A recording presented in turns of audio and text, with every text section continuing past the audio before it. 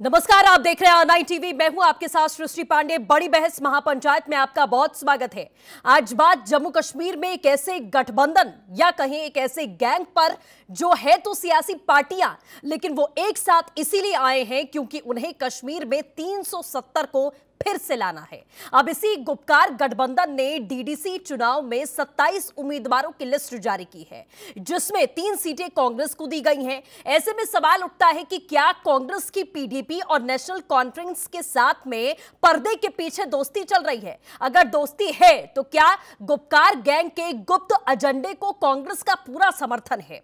गृह मंत्री अमित शाह ने भी इसी को लेकर एक के बाद एक करारा प्रहार भी किया है। तमाम बातें हैं, तमाम सवाल है, बहस आज इसी पर करेंगे। बहस को आगे बढ़ाएंगे ऑनलाइन टीवी के editor in chief Amitabh Agnihotri ji. तो तमाम खास मेहमान भी हमारे साथ में जुड़ेंगे। उससे पहले देखिए आप एक रिपोर्ट। तो इसी बड़े मुद्दे पर हम चर्चा करेंगे। खास मेहमान जुड़ चुके हैं हमारे साथ में। कपिल श्रीवास्तव जी, प्रवक्ता सपा, हमारे साथ में जुड़े हुए हैं। ओपी सिंह साहब, प्रवक्ता बीजेपी से हमारे साथ जुड़ चुके हैं। शुचि विश्वास हमारे साथ प्रवक्ता कांग्रेस से है और के विक्रम राव राजनीतिक विश्लेषक के तौर पर हमारे साथ में जुड़े हुए हैं। आप सभी खास मेहमानों का बहुत बहुत स्वागत है। Amitabh ji, over to you. Jammu Kashmir में एक बड़ा परिवर्तन हुआ और ये परिवर्तन हुआ भले ही तब हो जब भारतीय जनता पार्टी के नेतृत्व में केंद्र में सरकार है। लेकिन ये बात तो विक्रम राव साहब बैठे हैं, बहुत तजुर्बा है इनको, कई पीढ़ियों का। ये बात तो जवाहरलाल जी ने कही थी सदन में कि जो धारा है 370, ये ऐसी धारा है जो घिसते घिसते घिस जाएगी, खत्म हो जाएगी, विलुप्त हो जाएगी। उसको इतने वर्षों तक जीवित रखा, 70 साल तक। फिर वो संसद की मंजूरी से हटी, किसी पार्टी की इच्छा से तो नहीं हटी, भारत की संसद की मंजूरी से हटी। और ये हुआ कि भाई कश्मीर को देश की मुख्य धारा में लाओ। संसद ने इस सरकार की इस इच्छा पर अपनी स्वीकृति की मोहर लगाई, फिजा बदली। 70 साल कश्मीर को जिस धरने पर चलाने की कोशिश हुई, उससे क्या हासिल हुआ भारत को सिवाय नुकसान के? तो रास्ता बदल के क्यों नहीं देख ले? 70 साल आप एक रास्ते पर चले, 370 भी, 35A भी, गोली बम बारूद सब चला, क्या हासिल हुआ? तो रास्ता बदलने का निर्णय संसद ने किया। अब वो सारे लोग जो 70 साल तक कश्मीर को इस स्थिति में डाले रहे, वो सारे लोग एकजुट हो गए फारूक साहब की लीडरशिप में, सदारत में, और कहा जी अब इसको 370 को वापस लाएंगे। और इसके लिए विदेशी सहयोग भी उनको मंजूर, विदेशी हस्तक्षेप भी मंजूर। मुझे बड़ी तकलीफ हुई थी उस दिन, जिस दिन कांग्रेस के एक नौजवान नेता ने, अमेरिका में राष्ट्रपति का निर्वाचन हुआ, जे बिडेन सबसे आगे आए, जीते, तो उस कांग्रेस के भारत के नेता ने, युवा नेता ने कहा कि अब बिडेन साहब आ गए हैं, अब हम उनसे दरख्वास्त करेंगे, मतलब कांग्रेस उनसे दरख्वास्त करेगी कि भारत सरकार पर दबाव डालो और जम्मू कश्मीर में 370 बहाल कराओ। वो इस बात पर खुश थे कि ओबामा गया, अब मोदी कमजोर हो जाएंगे और बिडेन दबा लेंगे और हम 370 बहाल करा लेंगे। ये कैसी सोच है? अरे अमेरिका में ओबामा बैठे, बुश बैठे, बिडेन बैठे, ट्रंप बैठे, क्या फर्क पड़ता हमारी सेहत पर? क्या अमेरिका तय करेगा यहां 370 रहेगी कि नहीं रहेगी? यह भारत की संसद तय करेगी। मसला यह है। और कांग्रेस जैसी पार्टी जिसके पास इतना बड़ा इतिहास है, किसी दौर में महात्मा गांधी ने उसकी अगुवाई की, ऐसी बातें बोल रहे हो आप? अरे आपकी और कांग्रेस की चुनावी लड़ाई है, उसको घर में रखो। ये तो ऐसी बात हो गई कि पड़ोस के मोहल्ले में कोई बड़ा दादा आ गया तो हमारे मोहल्ले का दादा जो छोटा है वो फुदकने लगा, बोले उनसे मेरी रिश्तेदारी, भैया बुला के लाएंगे, बंदूक लेके आएंगे। ऐसे देश चलाओगे? ये तमाशाए मुल्क है। इसलिए मुझे लगा इस पर चर्चा हो जाए। विक्रम राव साहब, सीधे आप ही के पास आएंगे, आपके पास बहुत तजुर्बा है, हम लोग भी सीखते हैं आपसे। ये मतलब बिडेन आ गए तो 370 वापस लाएंगे। एक मुफ्ती साहब की बिटिया फारूक अब्दुल्ला, उनके बेटे और साथ में कांग्रेस, किसकी लड़ाई लड़ रहे हैं? जो भारत के संसद ने निर्णय किया उसके खिलाफत की लड़ाई लड़ रहे हैं, उसमें बिडेन भी मंजूर। विक्रम राव साहब,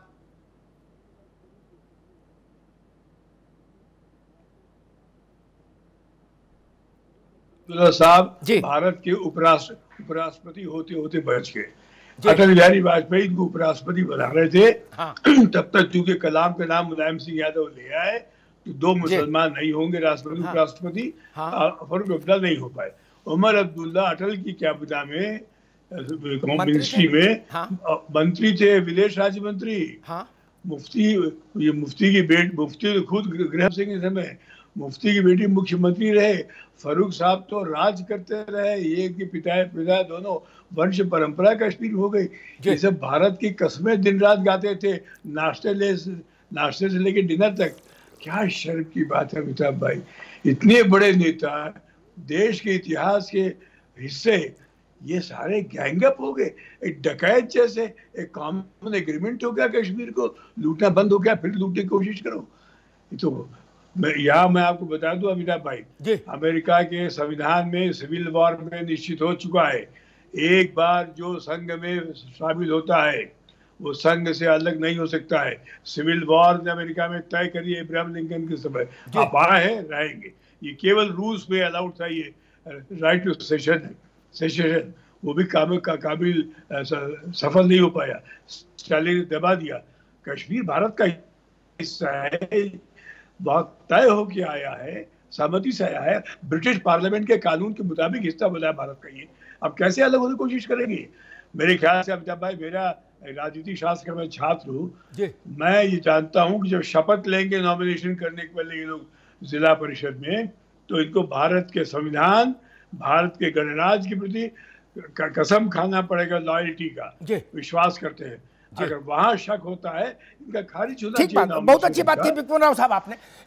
मैं शुचि विश्वास के पास चलूं और उनसे पूछूं कि इतनी बड़ी पार्टी जिसके पास एक बड़ा इतिहास है, वो ऐसी नादानियां क्यों करे? उससे पहले एक प्रसंग बता दूं। दिल्ली में एक जगह है ऐवान गालिब, एक हॉल है, वहां एक गुप्त मीटिंग थी, ये हुर्रियत कॉन्फ्रेंस की। बड़े गिलानी उसको संबोधित करने आए। अब मैं भी पत्रकार, मेरी भी अंदर अपनी उत्कंठाएं। हुर्रियत के एक नेता हमारे दोस्त थे, मैंने भाई मुझे भी ले चलो, बोले पकड़े जाओगे तो बहुत मार पड़ेगी। मैंने हुर्रियत वाला बना के ले चलो, चला गया जी, लगा टोपी शोपी, बैठ गया वहां। बड़े गिलानी आए, शुचि विश्वास सुन लो, और बड़े गिलानी ने कहा कि हुकूमत हिंदुस्तान मेरी जूती की नोक पर, हिंदुस्तान मेरी जूती की नोक पर, संविधान मेरी जूती की नोक पर है। और बड़ा भाषण दिया, ऐसा कि बिल्कुल रोए खड़े हो जाए, खूब ताली बजी भाई। और बाहर जब निकले तो दिल्ली पुलिस की 2 जिप्सी उनको एस्कॉर्ट करके ले गई। ठीक, जो उनके जूते की नोक पर, वहीं की पुलिस के भरोसे चल रहे गिलानी। उसके बाद गिलानी साहब का एक इंटरव्यू करने को मुझे मिला, बड़े गिलानी साहब का। मैंने उनसे कहा, ये तो नहीं कहा कि मैं उस गुप्त मीटिंग में था, नहीं तो वो मामला थोड़ा विश्वास भंग का होता। मैंने कहा गिलानी साहब आपके पास पासपोर्ट कौन सा है, पाकिस्तान जाते हो तो कैसे जाते हो? तो बोले हिंदुस्तान का पासपोर्ट। मैंने आप एक बार विधायक रहे हो? बोले हाँ। मैंने पेंशन ले रहे हो? हाँ। भारत सरकार से ले रहे हो कि पाकिस्तान से? बोले भारत से। तो मैंने कहा नागरिक कहाँ के हो, सिटीजनशिप क्या लिखते हो, पासपोर्ट में क्या लिखी है? बोले इंडियन। तो मैंने चेहरा तो एक रखो भाई, अगर भारत आपको मंजूर नहीं तो भारत की सुविधाएं छोड़ो, भारत से जाओ। ये नहीं चलेगा ड्रामा। तो ये मैंने कश्मीर के लीडर्स का एक चरित्र बताया। शुचि विश्वास, मुश्किल तब होती है जब कांग्रेस का कोई लल्लू पंजू खड़ा हो जाता है अलल टप और कह देता है अब तो बिडेन भैया आ गए हैं और ईंट सीट बजा देंगे, 370 वापस लाएंगे। मतलब क्या मानसिक दिवालियापन का शिकार है कांग्रेस? कोई नियंत्रण नहीं है, फ्री फॉर ऑल कर दिया, बोले भाई जिसकी जो समझ में आए सो भाषण दे। बहुत बड़ी पार्टी रही है कांग्रेस कभी, शुचि विश्वास। देखिए, जब तक कोई पार्टी आधिकारिक बयान न दे, कोई प्रेस रिलीज, प्रेस कॉन्फ्रेंस किसी आधिकारिक प्रवक्ता द्वारा ना की जाए, तब तक किसी भी टॉम, डिक या हैरी या लल्लू पंजू, ना तो हम उसको डिफेंड करने के बारे में समझते हैं और ना ही हम समझते हैं कि वो बयान कोई इतना महत्वपूर्ण होगा कि उसको लेकर किसी भी पैनलिस्ट को कोई ऐसा डिबेट करना चाहिए। दूसरी महत्वपूर्ण बात, संविधान की बात हुई, लोकतंत्र की बात हुई, जहां बात ए देश की एकता, अखंडता और संप्रभुता की है, तो संपूर्ण भारतवर्ष और सभी राजनीतिक आज जिन्होंने संविधान की प्रतियां जलाई, जिन्होंने 52 साल अपने झंडा नहीं फहराया अपने हेडक्वार्टर्स पे, जिन्होंने श्यामा प्रसाद मुखर्जी ने जिन्ना के साथ सरकार बनाई और अभी अभी राम माधव ने देश विरोधी ताकतों के साथ पूरे देश में सरकार बनी, महबूबा मुफ्ती के साथ भी बनी, राष्ट्रहित करते हैं, जो डिविजिव पॉलिटिक्स चलते हैं, जो सांप्रदायिकता को बढ़ावा देते हैं, उनके विरोधी फैसले, चाहे वो नोटबंदी, चाहे वो जीएसटी, चाहे वो और तमाम सारे टैक्सेस, चाहे वो नहीं, लेकिन 370 वापस लाएंगे इस मांग के साथ कांग्रेस क्यों खड़ी है महबूबा और फारूक के साथ? ये सवाल तो पूछा जाएगा ना। नहीं, ये तो देखिए, अगर एजेंडा पे बात हो रही है तो अलग है, इसलिए मैंने कहा मुझे बात को पूरा करने दें, क्योंकि ज्यादा महत्वपूर्ण ये है कि जो आधी रात के सेंट्रल हॉल में जीएसटी लागू किया और देश की असंगठित क्षेत्र की कमर तोड़ दी। ज्यादा महत्वपूर्ण ये है कि उत्तर प्रदेश में सरकार बनाने के लिए नोटबंदी किया और 80 करोड़ आदमियों को 5 किलो चावल और 1 किलो चने पे ले आए हैं। ज्यादा महत्वपूर्ण ये है कि सैटेलाइट इमेजेस कहती है कि हमारे एडमिनिस्ट्रेटिव हेडक्वार्टर पैंगोंग लेक और ओल्ड हाउसी तक हमारे सेनाएं घुसा ही है, लेकिन स्टेटमेंट आता है कि न कोई घुसा है। मैं बाकी मेहमानों को बहस में ले आऊं, ठीक है, रुकिए, बाकी मेहमानों को बहस में ले आऊं। कांग्रेस को समझना होगा कि देश को अगर कश्मीर जरूरी नहीं होता तो जमीन के उस छोटे से टुकड़े के लिए हिंदुस्तान इतनी कुर्बानियां नहीं देता। 45 साल से आतंकवाद झेल रहा है ये मुल्क, 3 लड़ाइयां लड़ ली उसके नाम पर। उत्तर प्रदेश, बिहार और दिल्ली और महाराष्ट्र का पैसा काट के कश्मीर में दिया और कह देंगे कि ये जरूरी विषय नहीं है, कश्मीर जीएसटी बात करें। कश्मीर हमारे भारत माता के माथे का मुकुट है, मुकुट, उससे जरूरी क्या। खैर, कपिल श्रीवास्तव, एक ऐसा गिरोह बना जो इतिहास को पलटना चाहता है। अब भारत की संसद ने कोई कानून पारित किया, सिक्किम भारत की संसद ने भारत का अंग घोषित किया था इंदिरा जी के समय, क्या उसको पलटा जाएगा? जम्मू कश्मीर की जो आज स्थिति है वो भारत की संसद की मुहर से है। क्या 4 लोग बैठकर उसको पलटने की साजिश करेंगे और वो भी बिडेन के भरोसे? ये भारत में राजनीतिक दिवालियापन क्यों है?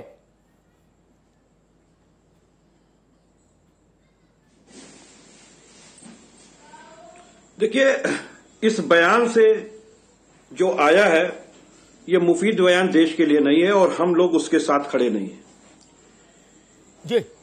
लेकिन एक चीज अमिताभ जी जरूर कहेंगे कि 370 की जो बात ये लोग आज से 30 साल पहले से करते आए, जब पीडीपी से सरकार बनाए थे तो उस समय इन्होंने क्यों इस बात को छोड़ दिया था जी। और अनुच्छेद 370 कश्मीर में जोड़ने के लिए था और 376(3) इन्होंने हटाया है, विशेष राज्य का दर्जा। ये तो वैसे ही टेम्परेरी क्लास था अनुच्छेद का, जो कि एक लेटर से जो जोड़ा गया था। उसमें एक चीज के साथ हम लोग नहीं खड़े थे जब 370 की को हटाने की बात संसद में हो रही थी। हमारी पार्टी ने भी विपरीत मत दिया था और हम कारण बता रहे हैं, हम देश की एकता और अखंडता चाहने वाले लोग हैं, लेकिन संविधान के अंदर एक तरीका दिया था कि विधानसभा वहां की होनी चाहिए और वो प्रस्ताव पारित करेगी, उसके बाद ये सारी चीजें होंगी। उसको भारतीय जनता पार्टी ने दरकिनार किया था। कोई भी परिस्थिति हो सकती है, लेकिन आप संविधान के अगर प्रबंधों का उल्लंघन करेंगे तो यह देश के लिए अच्छी बात नहीं होगी। 371 की बात क्यों नहीं होती है फिर? मैं ये हरगिज नहीं इनके साथों की 370 फिर से आवे। ठीक है, जो होना था इतिहास बन गया जी। ठीक है, जो राम मंदिर को इतिहास बनना है बना है, हम लोग उस निर्णय के साथ खड़े हैं। वो सुप्रीम कोर्ट का निर्णय, लेकिन 371 पे बात हम जरूर करेंगे कि ये ठीक बात कभी जी, बिल्कुल होना चाहिए, क्योंकि हमारे संविधान के अंदर। ठीक है, ओपी सिंह जी को बहस में ले आऊं, लेकिन एक बात मुझे याद आ गई, उत्तर प्रदेश से भी बहस को थोड़ा जोड़ दूं। मेरे दोस्त कपीश ने और मेरी मित्र शुचि विश्वास दोनों ने मुफ्ती और महबूबा और भाजपा के साथ जो सरकार थी पीडीपी और बीजेपी की, उसका जिक्र किया। विक्रम राव साहब को तो खूब अच्छे से याद है, वो जितने किरदार जो मैं बता रहा हूं उसमें है वो सब उनके मित्र हैं। कपीश बाबू, एक दौर में मुलायम सिंह जी और कल्याण सिंह जी दोस्त हो गए, एक ही मंच पर लाल टोपी लगा के। क्या वो तात्कालिक परिघटना थी? दोनों को समझ में आ गया कि कौ रहीम कैसे निभे बेर केर को संग, बेडोलत रसापने उनके फाटत तंग। कल्याण सिंह अलग गली मुड़ गए, मुलायम सिंह जी अलग गली मुड़ गए, लेकिन एक साथ आए तो थे। दोनों को समझ में आया कि भाई चलेगा नहीं। साक्षी आपकी पार्टी से एक टाइम में राज्यसभा में गए थे, हमको मालूम है जन्नत की हकीकत क्या है मेरे दोस्त। हम गूगल थोड़ी देखना महाराज।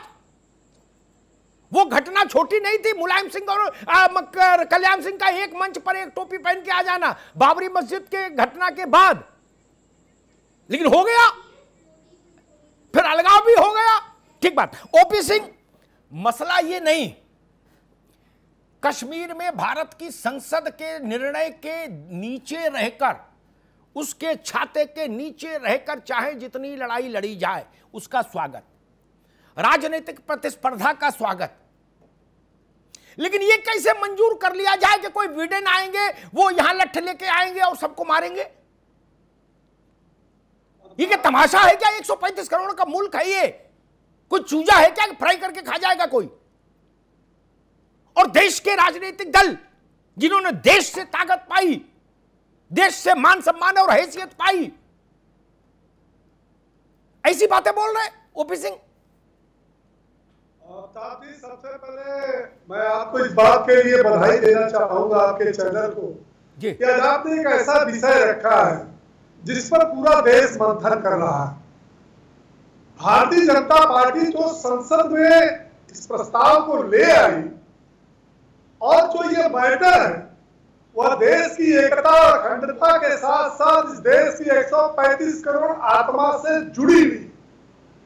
आप अमिताभ जी समय समय पर ये देखिए कि मुफ्ती मोहम्मद और फारूक अब्दुल्ला ने इस देश के अंदर जब राष्ट्र विरोधी बातें बोली, और राष्ट्र विरोधी बातें नहीं बोली बल्कि राष्ट्र को चैलेंज किया कि अगर 370-35 से लगेगा तो खून की नदियां बह जाएगी, कोई कहता है तिरंगे का झंडा उठाने वाला नहीं मिलेगा।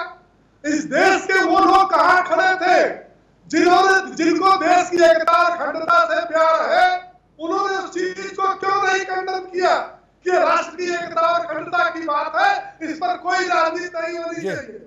और दुर्भाग्य तो इस बात का है कि इस देश के अंदर कुछ पार्टियां मुफ्ती मोहम्मद के साथ ही, फारूक अब्दुल्ला के साथ ही इस देश की जनता जानती है कि वो पाकिस्तान की भी भाषा बोलते हैं, वो चीन की भी भाषा बोलते हैं और अमेरिका के नए राष्ट्रपति चुने जाने पर भी उस भाषा को बोलते हैं। ये बहुत दुर्भाग्य की बात है, जबकि भारतीय जनता पार्टी इस बात को स्पष्ट कर चुकी है। वो कोई दो तरफा चरित्र नहीं रखती है कि एक बार संसद में पास होने के बाद किसी कीमत पर ये नहीं हटेगी। और जो लोग संयुक्त राष्ट्र संघ में गए, जो लोग दूसरे देशों से सहायता मांगे, भारत ने दो टूक कहा कि यह देश का आंतरिक मामला है और इसमें किसी का भी हस्तक्षेप हम स्वीकार नहीं करते।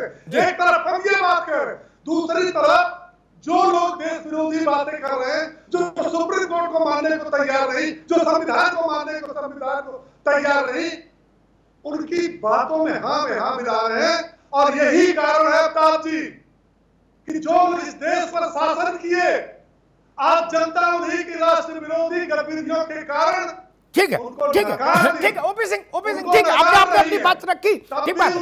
मैं आज समय कम है, मैं एक आखिरी टिप्पणी विक्रम राव साहब से जरूर लूंगा।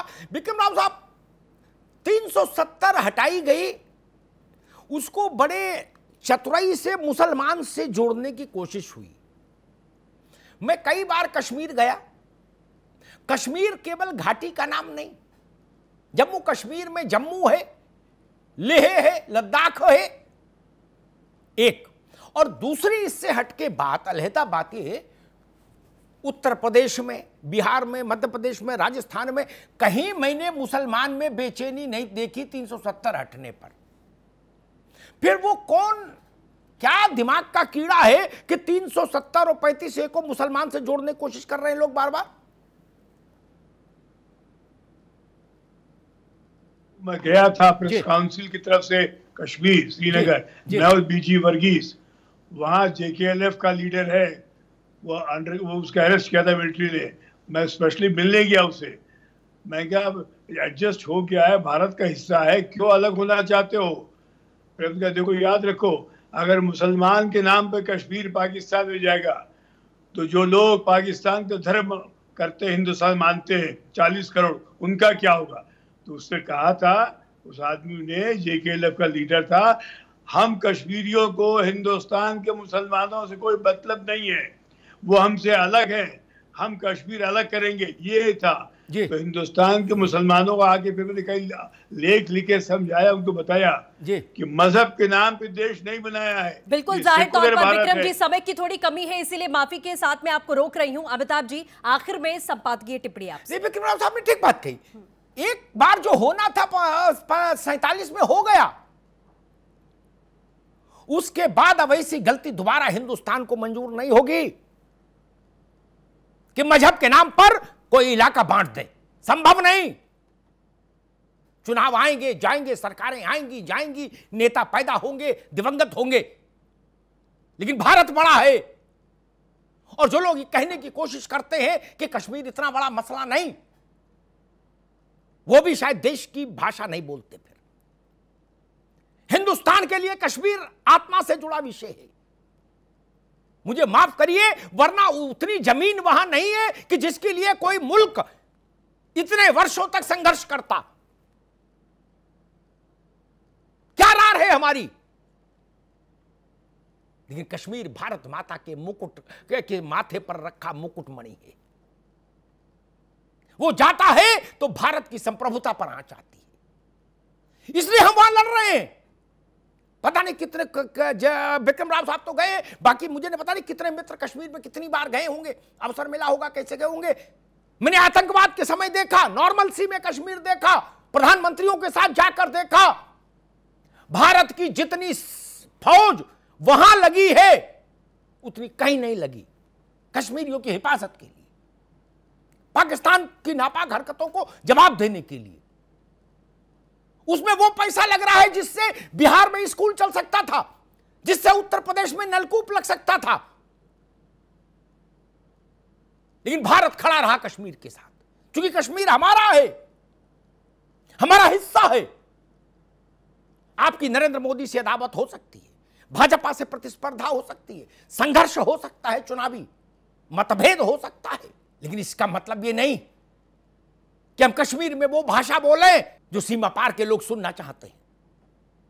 और मैं बड़े दलों से निवेदन करूंगा, अब फारूक साहब और मुफ्ती की बिटिया से तो निवेदन करने का टाइम भी बीत गया, लेकिन मैं कांग्रेस से जरूर निवेदन करूंगा। आपकी पार्टी ने एक दौर में इस देश के लिए कुर्बानियां दी हैं। मैं मानता हूं वल्लभ भाई पटेल जैसा व्यक्ति था जिसने हिंदुस्तान की एकीकरण के लिए जान लगा दी। उन सब लोगों की बारिश कांग्रेस। और जब मेरी मित्र कह रही थी सुची जी कि छोटे मोटे लोगों की बात को ज्यादा हम लोग तवज्जो नहीं देते, जब तक रिलीज जारी ना हो, कपिल सिब्बल के एक ट्वीट ने पूरे देश में भूचाल ला दिया। उन पर चिदंबरम भी नोटिस ले रहे, अशोक गहलोत जी भी नोटिस ले रहे। कौन नोटिस नहीं ले रहा? भूपेंद्र हुड्डा भी ले रहे। सब तो उसमें जूझे पड़े हैं। वो आधिकारिक बयान नहीं है, विज्ञप्ति नहीं है, लेकिन मार मची है ना। इसलिए कश्मीर पर उतना ही बोलिए जितने से आपकी वाणी और पड़ोसी मुल्क की वाणी में एक रूपता न दिखे इस देश को। यह देश राजनीतिक दलों में विरोधाभास मंजूर करता है लोकतंत्र के नाते, लेकिन वो चाहता है कि कम से कम कोर इश्यूज पर देश की राजनीति एक साथ खड़ी हो जी, जिसमें कश्मीर सबसे प्रमुख विषय है। धन्यवाद। बिल्कुल, तो जाहिर तौर पर महापंचायत के खंड में बस इतना ही, लेकिन हम फिर से जुड़ेंगे आपके साथ में, बने रहिए हमारे साथ।